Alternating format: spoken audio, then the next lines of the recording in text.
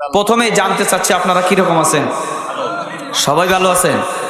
আলহামদুলিল্লাহ, আপনাদের দোয়ায় আমিও আপনাদের সন্তান ভালো আছি, আপনাদের ভাই ভালো আছে। আপনারা দোয়া করেন তাই। দোয়া না করলে রাত্রিবেলায় যে ঘোরাঘুরি করি ঠান্ডা, ভালো থাকতে পারতাম না। একান্তই আপনাদের দোয়ার কারণে ভালো আছি। আপনারা হয়তো শুনেছেন, আজ থেকে 3-4 মাস আগে আমি কথাই বলতে পারিনি। আমার একদম কণ্ঠ একদম বন্ধ হয়ে গেছিল, কথাই বলতে পারিনি। আমার মনে মনে একটা ধারণা ছিল যে আমি আর জীবনে কোনোদিন কথা বলতেও পারবো না। কিন্তু আল্লাহ পাক ইচ্ছা করলে সব কিছুই কি পারেন না? আল্লাহ পাক পারেন না? আল্লাহ পাক ইচ্ছা করলে সব কিছু পারেন। এই জন্য সর্ব অবস্থায় সব জায়গায় শুকরিয়া আদায় হবে কার? আল্লাহ। দিন চলে যাবে, সপ্তাহ চলে যাবে, মাস চলে যাবে, বছরের পর বছর চলে যাবে, এমনকি নিজের জীবন চলে যাবে, কিন্তু আল্লাহ শুকরিয়া আদায় করে শেষ করতে পারবো না। কিন্তু আল্লাহ বলছেন, আমি এমন একটা ওয়ার্ড, এমন একটা বাক্য তোমাদেরকে আমি শিখিয়ে দিয়েছি, যদি আমার সেই গুণবাচক নাম ধরে তোমরা একবার আমার আল্লাহকে ডাক দিতে পারো, আমি আল্লাহ আমার পক্ষ থেকে তোমাদের সমস্ত নিয়ামত আদায় করে নিব। কোন সুবহানাল্লাহ, আরো জোরে বলুন সুবহানাল্লাহ। মুসলমান ভাইরা রে আমার, যুবক ভাইরা রে আমার, আল্লাহ রাব্বুল আলামিন কোরআনুল কারীমের মধ্যে ডাক দিয়ে বললেন, দুনিয়ার মানুষ, এই জগতের মধ্যে তোমাকে আসার সুযোগ দিছি, বসবাস করার সুযোগ দিছি। আমি আল্লাহ সম্মান দিছি, ইজ্জত দিছি, তোমাকে নাম করা একটা বংশের মধ্যে জন্ম দিয়েছি। সব নিয়ামত পাওয়ার পরে আমি আল্লাহ তোমাকে যে জন্য বানাইলাম, এই কথাটা একটু মাথার মধ্যে নাও। কি জন্য আল্লাহ বানালেন? আল্লাহ কোরআন শরীফের মধ্যে ডাক দিয়া বলেন, ওয়ামা খালাকতুল জিন্না ওয়াল ইনসা ইল্লা লিয়াবুদুন। আমার আল্লাহ এই জগতে 18,000 মাখলুকত তৈরি করেছেন, তার মধ্যে 17,998টি জাতিকে সৃষ্টি করেছে এই 2টা জাতির ইবাদতের জন্য। কোন সুবহানাল্লাহ। কয় হাজার সৃষ্টি করছেন? 18,000। তার মধ্যে 2টা জাতিকে শ্রেষ্ঠ বলে ঘোষণা দিয়েছেন। এই 2টা জাতির ভিতরে আবার একটা শ্রেষ্ঠ, সেটা হলো মানব জাতি। সেটা কি? মানব জাতি। মানব জাতিকে আল্লাহ আশরাফুল মাখলুকাত বানাইছে, এমন ক্ষমতা দিছে, তাকায় দেখেন সব জায়গায় এই মানুষের সম্মান। বিশাল একটা হাতি, তার মধ্যে ছোট্ট একটা মানুষ মাথার উপরে বসে আছে না? ইচ্ছে করলে এই হাতি কিন্তু ওর মাথার উপর থেকে নামায়া পায়ের মধ্যে দিয়ে পিষে ফেলতে পারে না? ওর মাথার মধ্যে বসে, ওর মাথার মধ্যে লোহার জিনজির দিয়ে মানুষ আঘাত করে, রক্ত বের হয়। হাতি তখন ডাক দিয়ে বলে, মানুষ, আল্লাহ তোরে ইজ্জত করছে, আল্লাহ তোরে আশরাফুল মাখলুকাত বানাইছে, আল্লাহ তোরে সম্মান দিছে, আমি সম্মান না করে কি করব? আল্লাহ সম্মান বাড়াইছে, তাই আমি হাতিও তোরে সম্মান করে ইজ্জত করে তোরে কিছুই বললাম না। কোন সুবহানাল্লাহ। তাহলে এই 2টা জাতিকে তৈরি করেছেন একমাত্র আল্লাহর ইবাদতের জন্য। কার জন্য? আল্লাহর ইবাদত। আল্লাহর কাছে আবার সবচেয়ে পছন্দনীয় কোন ইবাদত? আল্লাহ বলেন, আমার কাছে সবচেয়ে বেশি পছন্দনীয় হলো বান্দা এই ভাগ্যের প্রতীক কপাল দিয়ে আমাকে সেজদা দিবে। কি দিবে? সেজদা দিবে। তার মানে নামাজ আদায় করবে, নামাজ আদায় করবে। কিন্তু আমরা এক শ্রেণীর লোক এখন বলি যে ইমান, নামাজ না পড়লাম কিন্তু ইমান ঠিক আছে, নামাজ না পড়লাম কিন্তু ইমান ঠিক আছে। কিন্তু আল্লাহ বললেন যে বান্দার এই সেজদা আমার কাছে অত্যন্ত পছন্দ। এক্সাম্পল স্বরূপ একটা কথা বলি, আপনারা সবাই জানেন, আল্লাহ পাক আদম আলাইহিস সালাতু ওয়াস সালামকে তৈরি করলেন। বিশাল ঘটনা, আমরা সবাই জানি। কাকে দিয়ে মাটি আনালেন, কাকে দিয়ে পানি আনালেন, কাকে দিয়ে মাটি প্রস্তুত করলেন, করানোর পরে আদম আলাইহিস সালাতু ওয়াস সালামকে তৈরি করলেন, তার মধ্যে রূহ দিলেন। দেওয়ার পরে সব ফেরেশতাদেরকে প্রথম যে আদেশটা করেছিলেন সেটা কি? উসজুদু, আমরের সিগা। আল্লাহ পাক বলছেন উসজুদু, আদেশ করলেন তোমরা সেজদা করো। ফেরেশতারা বললেন কাকে সেজদা করব? আল্লাহ বললেন লি আদমা, আদমকে সেজদা করো। কোন সুবহানাল্লাহ। সব ফেরেশতারা সেজদা করলো, কিন্তু একজন সেজদা করলো না। তার নাম কি? ইবলিসকে সেজদা করছিল। আল্লাহর কাছে সেজদাটা অত্যন্ত পছন্দ। ফেরেশতারা সেজদা করলেন খুশি হলে, আর আদমকে ইবলিস সেজদা না করার কারণে আল্লাহ পাক সাথে সাথে ঘোষণা দিলেন আবা ওয়াস্তাকবারা ওয়া কানা মিনাল কাফিরিন। আল্লাহ বলেন আদমকে সেজদা না দেওয়ার কারণে আমি আল্লাহ রব্বুল আলামিন তোর উপরে অভিশাপ দিলাম। আমি আল্লাহ তোকে কাফের বলে ঘোষণা দিলাম। নাউজুবিল্লাহ। দুনিয়ার মানুষ এই 4 আঙ্গুল ভাগ্যের প্রতীক দিয়ে আল্লাহকে যদি কেউ সেজদা দিতে পারে, আল্লাহর কাছে অত্যন্ত পছন্দ, অত্যন্ত ভালো লাগে। এক্সাম্পল স্বরূপ বলি, আমরা প্রত্যেকেই দিনে 5 বার মসজিদের মধ্যে গিয়ে নামাজ আদায় করি। নামাজের জন্য যখন যাই, মসজিদের দরজার মধ্যে যাওয়ার পরে যখন আমরা ডাক দিয়ে বলি আল্লাহুম্মা ফতাহলি আবওয়াবা রাহমাতিক, দোয়াটা পরে যখন মসজিদের মধ্যে যাই, জায়নামাজের মুসাল্লায় যখন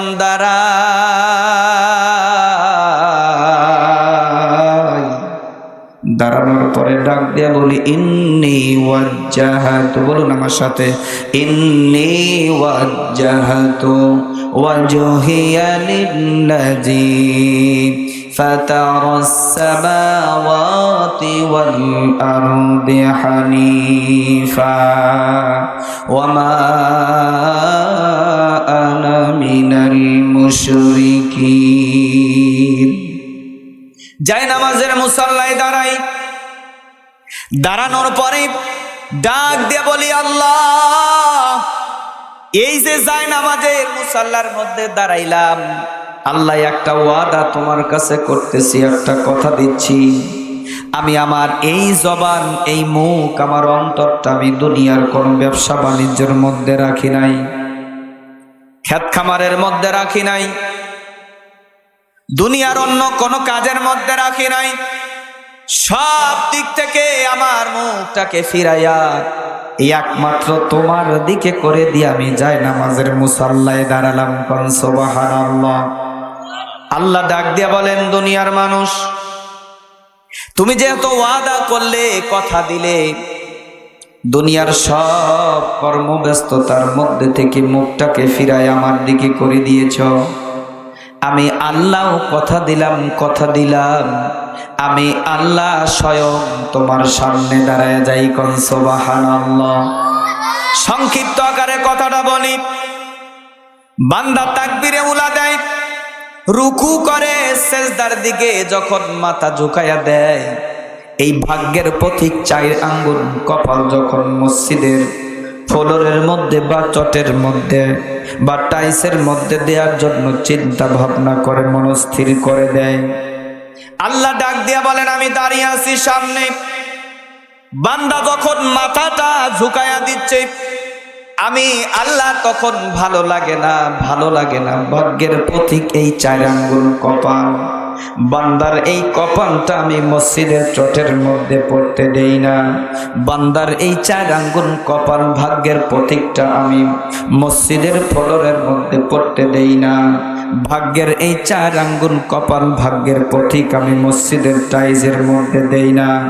আমি আল্লাহ রাব্বুল আলামিন বান্দার এই কপাল মসজিদের চটের মধ্যে যাওয়ার সঙ্গে সঙ্গে পূর্বেই আমি আল্লাহ আমার কুদরতি 2টা হাত, আমি আল্লাহর রহমতি বরকতি 2টা হাত, আমি আল্লাহ আমার বান্দার কপালের নিচে দিয়ে দেই। কোন সুবহানাল্লাহ। আর জোরে বলুন সুবহানাল্লাহ। যাদের হৃদয়ে আছে আল্লাহর ভয়, বলুন, যাদের হৃদয়ে আছে আল্লাহর ভয়, তারা কবু পথ ভুলে যায় না। আল্লাহর প্রেম ছাড়া এই দুনিয়া কারো কাছে কোনো কিছু চায় না। রাতের আধারে যারা সেজদাতে রয়, দু চোখের চুরুতে নদী বয়ে যায়, সলনার হাতছানি যতই আসো পিছনে ফিরেও তাকায় না। আল্লাহর প্রেম ছাড়া এই দুনিয়া কারো কাছে কোনো কিছু যায় না। দিন কায়েমের পথে যারা অবিচল, তারা হলো আল্লাহর প্রিয়জন।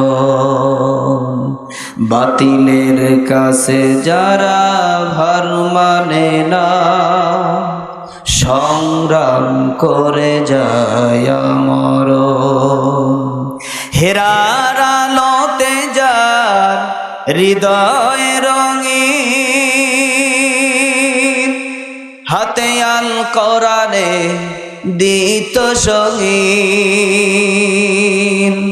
সত্যের পথে যারা নিবেদিত প্রাণ, শত্রুকে কভু ভয় পায় না। লিল্লাহে তাকবীর, নারায়ে তাকবীর। আল কোরআনের আলো, আল হাদিসের আলো, কোরআন ছাড়া অন্য কিছু মানি না, মানব না। নারায়ে তাকবীর।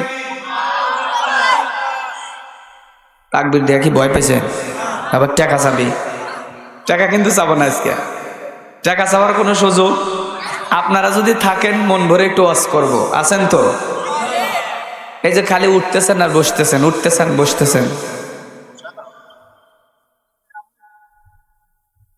আচ্ছা, আগামীকাল এই জায়গায় কি এই লোকগুলো থাকবে? আমি আসবো, এরকম মঞ্চ থাকবে? থাকবে না। এই একটা দিন জীবনে তো গম কম পারলেন না, পারছেন কম পারছেন, গমও কম করেন নাই, খারাপও কোনো কিছু কম করেন নাই, একটা রাত ভালো কাজ করেন না কেন? আর সুযোগ তো নাও পেতে পারেন, সকালবেলা তো লাশ হতে পারেন, পারেন না? আল্লাহ কোরআন শরীফের মধ্যে বলেন, ইজা জাআ আজালুহুম ইস্তাখিরুনা সাআতাও ওয়ালা ইস্তাকদিমুন। মৃত্যুর ডাক যদি দেই, এক সেকেন্ড এদিক সেদিক করব না। আল্লাহ আর এক জায়গায় বলছেন, আইনামা তাকুনু ইউদরিকুমুল মাউতু ওয়ালাউ কুনতুম ফি বুরুজিম মুশাইয়্যাদা। বলুন, মরণ থেকে যতই পালাও, মরণ তোমায় লইবে ঘিরি।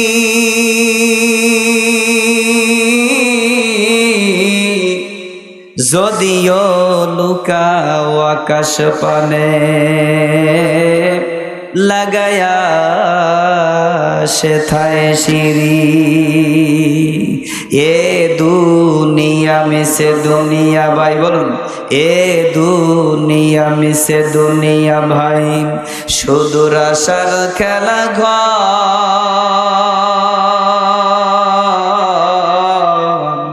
চোখ বুজিলে দেখবি রে তুই, কে আপন আর কে বাপন। নদীর কোন ভাঙে কোন গড়ে, এই তো নদীর খেলা।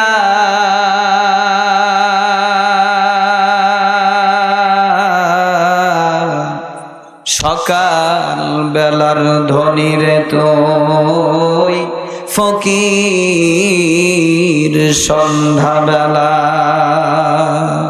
নদী পথে নৌকা চালাও ও হে মাঝি ভাই,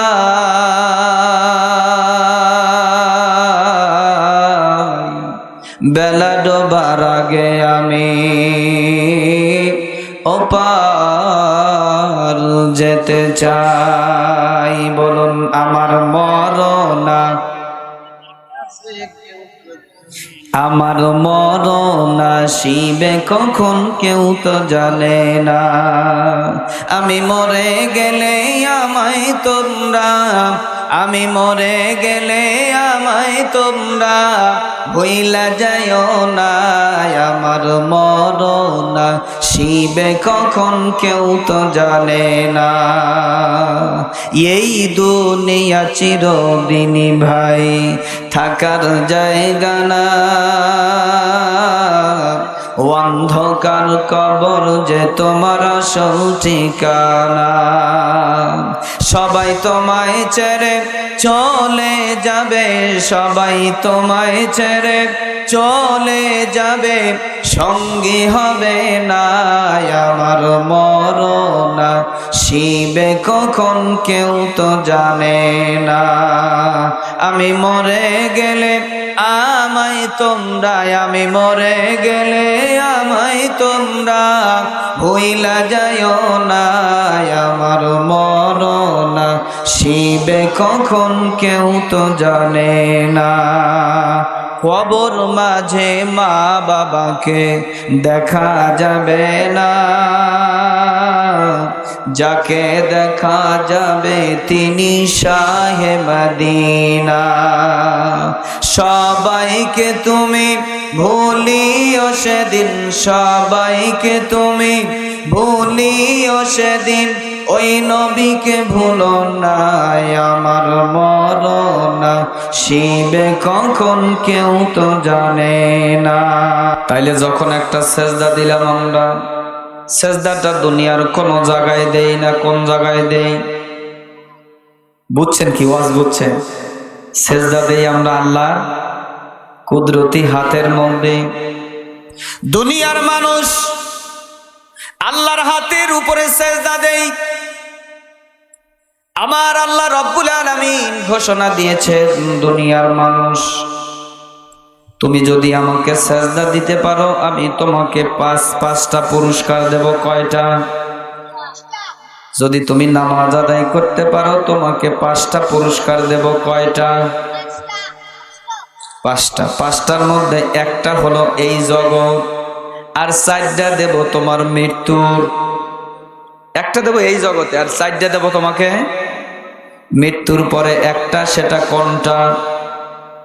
আমার আল্লাহ রব্বুল আলামিন বলছেন, দুনিয়ার মানুষ আমাকে খুশি করার জন্য যদি নামাজ আদায় করতে পারো, আমার কুদরতি পায়ের মধ্যে যদি সেজদা দিতে পারো, আমি আল্লাহ তোমাকে যে 5টা পুরস্কার দেব, একটা এই জগতের মধ্যে দেব। সেটা হলো আমি আল্লাহ রব্বুল আলামিন তোমার রিজিকের অভাব রাখবো না। কোন সুবহানাল্লাহ। যেই রিজিকের জন্য আমি সকাল থেকে সন্ধ্যা পর্যন্ত নিজেকে ব্যস্ত রাখি, যার জন্য আপনাকে নামাজ পড়তে যদি বলা হয়, অনেকেই বলেন হুজুর খেত খামারের কাজের জন্য আমি নামাজ পড়তে পারি না। অনেকে বলে হুজুর আমি ড্রাইভার, তাই ড্রাইভারি করার কারণে নামাজ পড়তে পারি না। অনেকে বলেন হুজুর ব্যবসা বাণিজ্যর কারণে আমি নামাজ আদায় করতে পারি না। অনেকে বলেন হুজুর আমি পড়াশোনার করাই, তাই পড়াশোনার কারণে নামাজ পড়তে পারি না। মুসলমান ভাই, আমার আল্লাহ রব্বুল আলামিন বলছেন, তুমি যদি সব অজুহাত বাদ দিয়া আমি আল্লাহকে খুশি করার উদ্দেশ্যে নামাজ আদায় করতে পারো, আমি আল্লাহ তোমাকে এই জগতের মধ্যে একটা পুরস্কার দেব। সেই পুরস্কারটার নাম হলো তোমার রিজিকের অভাব রাখবো না, রিজিকের অভাব রাখবো না। এক্সাম্পল স্বরূপ বলি, কেমনে রিজিকের অভাব রাখে না, বেশ কিছু উদাহরণ আমার কাছে আছে। আমি একটা ছোট্ট একটা উদাহরণ দিয়ে কথার মধ্যে ইতি টানব। আল্লামা আমাদের পরিচিত একজন মানুষ মালিক বিন দিনার রহমাতুল্লাহ আলাইহি। নাম কি? মালিক বিন দিনার রহমাতুল্লাহ আলাইহি। ওই যে আপনাদের কিছুক্ষণ আগে একটা কথা বলছি যে আল্লাহ ইচ্ছা করলে সবই পারেন। আগের হজের সিস্টেম ছিল হলো 6 মাস, এখনকার হজের সিস্টেম হলো 9 ঘন্টা। মালিক বিন দিনার রহমাতুল্লাহ আলাইহি ওঠা বসা করে নাই, কিছুক্ষণের মধ্যে শেষ করে দেব। মালিক বিন দিনার রহমাতুল্লাহ আলাই হজ করার জন্য নিয়ত করলেন, হজ করতে যাবেন। কোথায় যাবেন? হজ করার জন্য নিয়ত করলেন মদিনায় যাবেন, রাসূলের রওজার পাশে গিয়ে দাঁড়াইয়া দাঁড়াইয়া সালাম দিবেন। নিয়ত করলেন হজ করতে যাব। উনি বাড়ির থেকে 6 মাস আগে রওনা হলেন।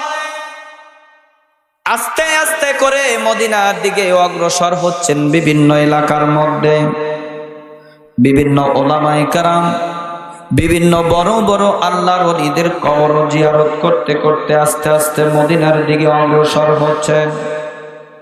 কোন একটা দিন মালিক বিন দিনার রহমাতুল্লাহ আলাইহির জীবনী পড়ে দেখলাম, কোন একটা দিন উনি পথের মধ্যে হাঁটতে হাঁটতে ক্লান্ত, একটা বট গাছের নিচে বসে বসে একটু আরাম করার জন্য চিন্তা ভাবনা করলেন। বসার সঙ্গে সঙ্গে চোখের মধ্যে ঝিমুনি এসে গেল। মালিক বিন দিনার রহমাতুল্লাহ আলাইহি বসে বসে ঝিমাইতেছে। হঠাৎ করে তাকায়া দেখি একটা কাক পাখি উড়ে যাইতেছে।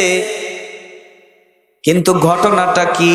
কাক পাখির মুখের মধ্যে তার ওজনের চাইতে বেশি ওজনের একটা খাবারের টোপলা দেখা যায়। কি দেখা যায়? মালিক বিন দিনার রহমাতুল্লাহ আলাইহি ঘুম বাদ দিয়া, ঝিমুনি বাদ দিয়া চিন্তা করলেন, কাকের স্বভাব তো এটা নয়। কাকের স্বভাব কি এটা?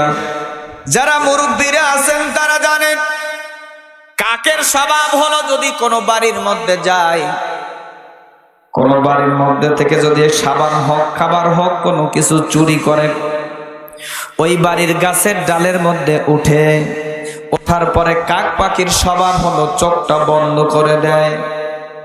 কাক পাখি মনে মনে চিন্তা করে, আমি চোখ বন্ধ করেছি, তামাম পৃথিবীর মানুষও মনে হয় চোখ বন্ধ করছে, আমিও দেখতেছি না, তামাম পৃথিবীর কোন মানুষও মনে হয় দেখতেছে না।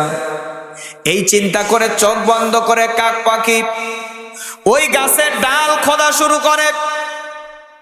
এক পর্যায়ে খুঁড়তে খুঁড়তে চোখ বন্ধ করে ওনার মন যখন সাক্ষী দেয়, কাক পাখি রে, তুই যে গাছের ডাল খুঁড়তেছিস গভীর হয়ে গেছে, অনেক বড় গর্ত হয়ে গেছে, এখন ইচ্ছা করলে তোর এই খাবারটা, সাবান হোক খাবার হোক, ইচ্ছা করলে এখানে লুকায়া রাখতে পারবি। কিন্তু মুসলমান ভাইরা রে আমার, ছোট্ট একটা পাখি ছোট্ট একটা আঙ্গুলি দিয়া কোনো কিছুই করতে পারে না, কিন্তু মনের ধারণায়, মনের বিশ্বাসে কাক পাখি ডালের মধ্যে সাবান হোক খাবার হোক রেখে দেয়। রেখে দেওয়ার পরে পরের দিন চোখ খুলে আবার খোঁজাখুঁজি করে। হাজারো চেষ্টা করার পরে, হাজারো খোঁজাখুঁজির পরে ওই খাবারটা পাওয়া সম্ভব। মালিক বিন দিনার ডাক দিয়ে বলে, কাকের স্বভাব তো এটা নয়। কাক পাখিটা মুখের মধ্যে করে খাবার নিয়ে কই যায়, তার ওজনের চাইতে খাবারের ওজনটা বেশি। মালিক বিন দিনার রহমাতুল্লাহ আলাইহি তার কৌতূহল জাগলো। মালিক বিন দিনার কাক পাখিটার পিছু নিলেন। কাক পাখিটা উঠতেছে খুব কষ্টে, একটু যায় পড়ে যাবে ভাব, আবার একটু ওঠে, এই রকম করতে করতে কাক পাখিটা একটা রাস্তার নিচে নেমে গেল। মালিক বিন দিনার বলে, কাক পাখিটা যখন নেমে গেল, আমি দ্রুত যাওয়ার চেষ্টা করলাম, কই কাক পাখিটা কোন দিকে যায় আমি দেখার চেষ্টা করলাম।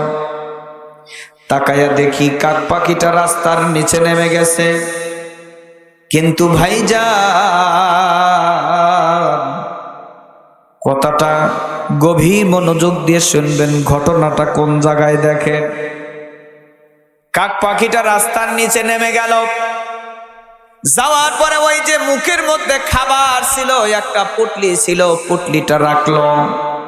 মালিক বিন দিনার রহমাতুল্লাহ আলাইহি বলেন, আমি দূর থেকে কোনো আন্দাজ করতে পারলাম না, আস্তে আস্তে সামনে অগ্রসর হলাম। যাওয়ার পরে দেখি একটা মানুষ দেখা যায়, মানুষের মতো, হাতও বাঁধা পাও বাঁধা, এমতো অবস্থায় আল্লাহর বান্দা পড়ে আছে। কাক পাখিটা দেখেন, ছোট্ট একটা প্রাণী কাক পাখি, পুটলিটা আস্তে করে তার চোঁচু দিয়ে ছিললেন, আর ওই রুটিগুলো খাবারগুলো বের করে আস্তে আস্তে আল্লাহর বান্দা, যেনার হাত পা দুটো বান্দা অবস্থায় রাস্তার নিচে শুয়ে আছে, আল্লাহর বান্দার মুখের মধ্যে আস্তে আস্তে করে খাবারগুলো উঠায় দিচ্ছেন।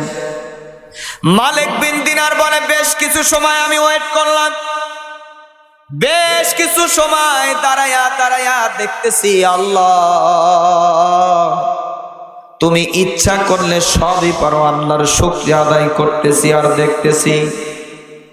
কাক পাখিটা আস্তে আস্তে করে পুটলির খাবারগুলো ছিঁড়ে ছিঁড়ে ছোট্ট সুসু দিয়া আল্লাহর বান্দার মুখের মধ্যে উঠায় দিচ্ছে। আল্লাহর বান্দা মন মতো ভক্ষণ করতেছি। একবার যায় আল্লাহর বান্দা কাশা শুরু করলেন। কাশ যখন শুরু হলো, পুটলিটা ওই জায়গায় রেখে কাক পাখি আবার উড়ে চলে গেলেন।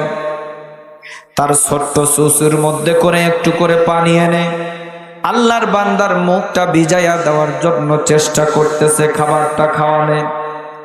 সম্পূর্ণ পুটলির খাবারটা শেষ। মালিক বিন দিনার বলে, খাওয়া শেষ হওয়ার সঙ্গে সঙ্গে কাক পাখিটা আপন গতিতে তার গন্তব্যস্থলের দিকে রওনা।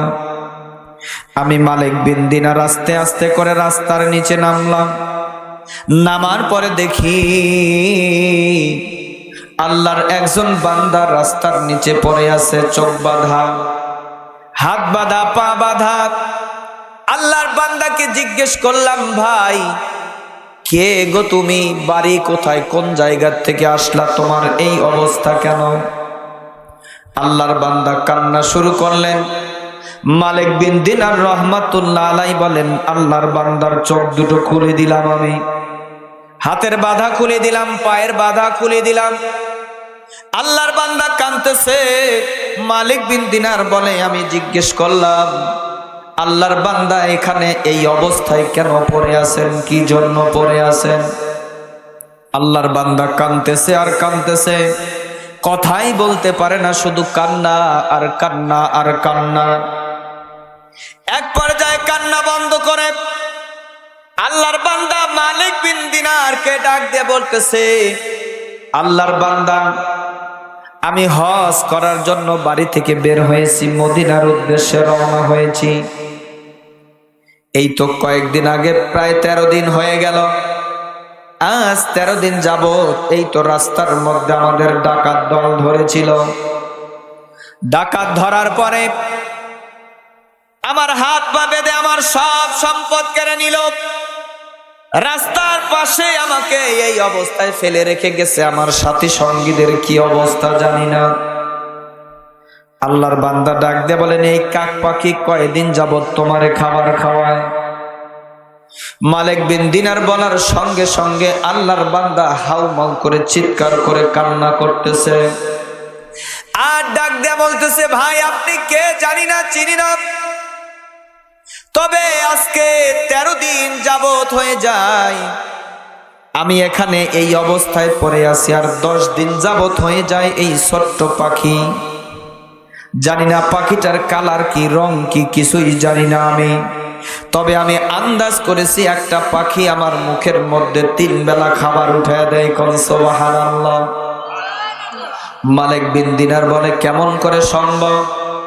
আল্লাহর বান্দা বলে, যেদিন সব সম্পদ কেড়ে নিয়ে হাত পা বাঁধা অবস্থায় এখানে ফেলে রেখে গেল, আমার মনের বিশ্বাস, আমার মনের ধারণা আমি এখানে মারা যাব, রাসূলের রওজার পাশে গিয়ে দাঁড়াইতে পারবো না, সালামটা পর্যন্ত দিতে পারবো না, রওজা জিয়ারতটা করতে পারবো না, জীবনে আর বাড়িতেও ফেরা হবে না, স্ত্রী সন্তান পুত্রদের মুখটাও দেখা হবে না। এই অবস্থায় পড়ে থেকে আল্লাহর কাছে কান্না করতেছে আর ডাক দিয়ে বলতেছি, মালিক,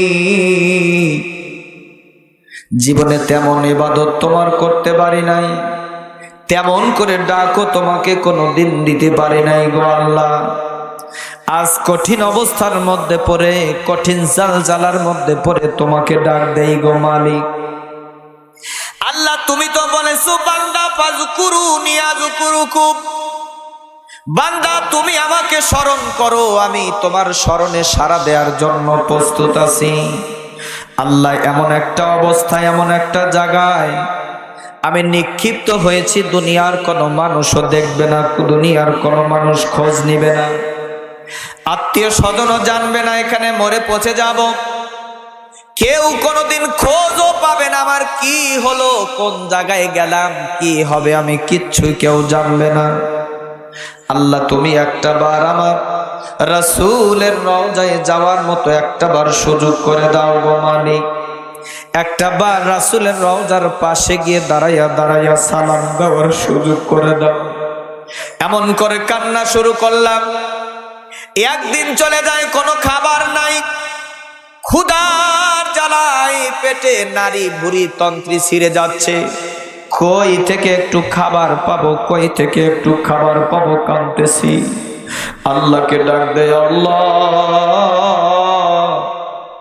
একটু খাবারের ব্যবস্থা কি আমার জন্য করা যায় না, একটু খাবারের ব্যবস্থা কি করা যায় না। এমন করে কাঁদতেছি। দ্বিতীয় আর একটা দিন পার হয়ে গেল, কিন্তু না কোনো জায়গা থেকে কোনো খাবারের ব্যবস্থা হচ্ছে না আমার ধারণা। আমি একদম মনে মনে চিন্তা করলাম, এখানে এই অবস্থায় আমার মৃত্যু হবে, কেউ আমার মরণের খবর জানবে না, কেউ আমাকে গোসলটা পর্যন্ত পরাবে না, কেউ আমাকে কাফনটা পর্যন্ত করাবে না, কেউ আমার জানাজাও করাবে না, আমার নামাজ জানাজাও হবে না, দাফনও হবে না। এই অবস্থায় মৃত্যু হবে, এই কথাটাই একমতে পৌঁছে গেলাম আমি একদম জীবন থেকে হাত ধুয়ে ফেললাম আর কান্না করতেছি, আল্লাহ একটা বার কি আমি আমার স্ত্রী সন্তান পুত্রদের মুখটাও দেখতে পারবো না গো আল্লাহ। এমন করে কাঁদতেছি। দিন যখন 3টা পার হয়, 3 দিনের মাথায় আসরের নামাজের আজান আমার কানের মধ্যে আসলো। ওই অবস্থায় নামাজটা শেষ করার পরে কেন জানি আমার মনে হলো কে বা কি একটা বস্তু আমার মুখের সামনে এসে বসে পড়লো। এরপরে দেখি হুজুর আস্তে আস্তে করে কিছু খাবার আমার মুখের মধ্যে উঠতেছে। 3 দিনের অনাহারি, কোনো চিন্তা ভাবনা না করে কি খাইতেছি কোনো চিন্তা নাই। আমি 3 দিনের অনাহারি মানুষ আস্তে আস্তে করে খাবার ভক্ষণ করা শুরু করলাম। দেখি সুন্দর সুস্বাদু খাবার। আমার জীবনে কোনোদিন, আমার জীবন দশায় কোনোদিন এমন খাবার ভক্ষণ করি নাই। হুজুর আসর নামাজের পরে কে জানি সুন্দর করে আস্তি পূর্ণ করে আমার মুখের মধ্যে খাবার উঠাই দিল, খাবারটা খাইলাম। চিন্তা করলাম হয়তো এই বেলায় শেষ, কিন্তু হুজুর পরের দিন সকালবেলা দেখি আবার আমার জন্য খাবারের ব্যবস্থা, দুপুরেও খাবারের ব্যবস্থা, বিকালবেলাও খাবারের ব্যবস্থা। আজ 10টা দিন হয়ে যায়, একদম নিয়মতান্ত্রিক 3 বেলা। আমার মনে হয় জান্নাতি খাবার আমার মুখ পর্যন্ত পৌঁছে যাচ্ছে। কোন সুবহানাল্লাহ, আর জোরে বলুন সুবহানাল্লাহ।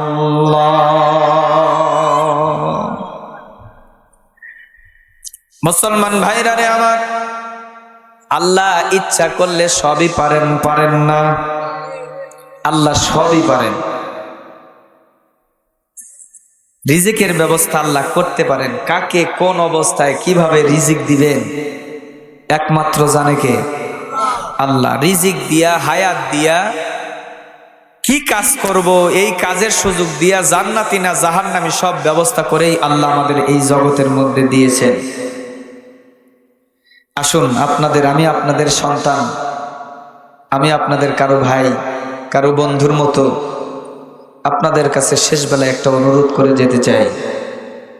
জীবনে যা করছি আজকের থেকে একটু সেগুলোর জন্য অনুতপ্ত হয়ে আল্লাহর কাছে কান্না করব আর মনের থেকে তওবা করব।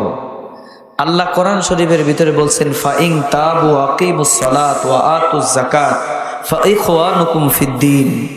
আল্লাহ বলছেন, দুনিয়ার মানুষ হাজারো অন্যায় করার পরে যদি তুমি বুঝতে পারো যে আমি অন্যায় করতেছি, তাহলে বোঝার সঙ্গে সঙ্গে তওবা করে তুমি সঠিক পথের মধ্যে চলে আসো, আর নামাজ আদায় করো, আর যাকাত প্রদান করতে থাকো, তাহলে সকল মুসলমান তোমাদের দ্বীনি ভাই হয়ে যাবে। কোন সুবহানাল্লাহ। সুবহানাল্লাহ।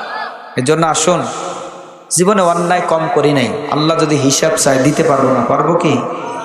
কোনো দিনও দিতে পারবো না। আল্লাহ যদি শুধু বলে বান্দা কোনো হিসাব দেওয়া লাগবে না, শুধু ওই যে তুমি দুনিয়ার ভিতরে যতদিন ছিলে আমার দেয়া যে পানি ভক্ষণ করেছে ওই পানির হিসাবটা দেও, দিতে পারবো কি? আল্লাহর রহমত ছাড়া জান্নাতে যেতে পারবো না, সুযোগ নাই। এই জন্য আল্লাহর কাছে তওবা করি যে আল্লাহ বিগত দিনে যা করছি আজকে থেকে আর করব। যেখানে যে অবস্থায় সুযোগ পাই আল্লাহকে এই পবিত্র ভাগ্যের প্রতি কপাল দিয়ে দুটো সেজদা দেওয়ার চেষ্টা করব ইনশাআল্লাহ।